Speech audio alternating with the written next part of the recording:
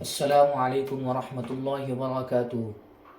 تو دوستو، آج ہم تختی نمبر 2 پڑھیں گے۔ تختی نمبر 2 کا مطلب پہلے سمجھ لے۔ مرکبات یعنی ملا کر لفظوں کو پڑھنے کو کہتے ہیں۔ جیسے الف، یہ واحد لفظ ہے، اور اگر اس میں اور لفظ اپن ملائیں گے تو اس کو مرکب ہو جائیں گے، اور پورے لفظوں کو ملا کر پڑھنے کو یعنی یہ مرکب کی جمع ہے، تو بہت سارے لفظوں کو ہم مرکبات بولیں گے۔ تو چلیے بڑھتے ہیں سبق کی طرف۔ بسم اللہ الرحمن الرحیم۔ تختی نمبر 2، مرکبات۔ لام الف، با الف، لام الف۔ آپ لوگوں نے اس طرف بھی دھیان دینا ہے کہ ہم کیسا لفظ نکال رہے ہیں، آپ نے اسی طرح لفظ نکالنے کی کوشش کرنی ہے۔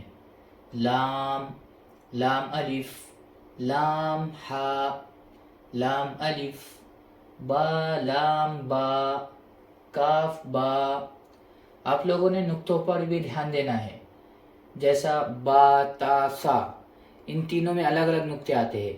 جیسا با پر ایک نقطہ آتا ہے، تا پر 2 نقطے آتے ہیں، سا پر 3 نقطے آتے ہیں، تو ایسے آپ لوگوں نے اس پر بھی دھیان دینا ہے۔ تا کاف سا، اب دیکھیے تا پر 2 نقطے آئے، سا پر 3 نقطے آئے، ایسے ہی دھیان دیجیے۔ تا الف، یا سین۔ اب یہاں پر یا پر 2 نقطے آ گئے، یا سین، نون سین، نون پر 1 نقطہ آ گیا، سا جیم، نون جیم، یا ہا۔ اب جیسے جیم ہا خا، یہاں پر ہا پر نقطہ نہیں آ رہا ہے، اور جیم اور خا پر نقطہ آ رہا ہے، اسی طرح دھیان دیجیے۔ با میم، سا میم، یا، سا یا۔ اب یہاں پر آپ سوچ رہے ہوں گے کہ یہ یا ہے، لیکن ایک یا پر 2 نقطے ہے، ایک یا پر 2 نقطے کیوں نہیں آئے؟ اسی لیے کہ اگر جب بھی 2 یا ملا کر لکھے جائیں گے تو ایک یا پر نقطہ آئے گا اور ایک یا پر نقطہ نہیں آئے گا۔ صرف 2 یا 3 یا اگر لکھے جائے تو ان پر نقطے آ سکتے۔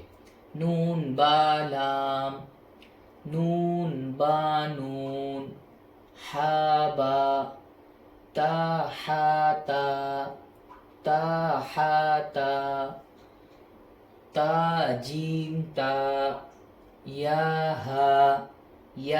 ہا با، با ہا الف۔ ہا دیکھیے یہ ایک طرح کی لکھی جاتی ہے، اور جو ایک واحد اگر لکھیں گے تو گول طرح کی لکھیں گے، ٹھیک ہے۔ یا ہا با، با ہا الف، جیم رو، یا رو۔ دیکھیے رو بھی 2 طرح کی لکھی جاتی ہے، اس طرح اور اس طرح۔ سین لام، صاد با، طا الف، صاد عین، ضاد غین، با عین دال۔ اب آپ لوگوں کو یہ 3 لفظ نظر آ رہے ہوں گے، تینوں پر ہم پہلے تو اس کو اس طرح پڑھتے تھے، الف واو یا۔ اب اس تینوں پر حمزہ لکھا گیا ہے، اگر ان تینوں پر حمزہ اگر آ گیا تو انہیں الف واو یا نہیں پڑھیں گے، بلکہ حمزہ پڑھیں گے۔ فا قاف لام، با فا، تا میم تا۔ دوستو، اگر آپ لوگوں کو یہ سبق پسند آیا ہوگا تو ہمارے چینل کو سبسکرائب کرے، لائک کرے اور شیئر کرے۔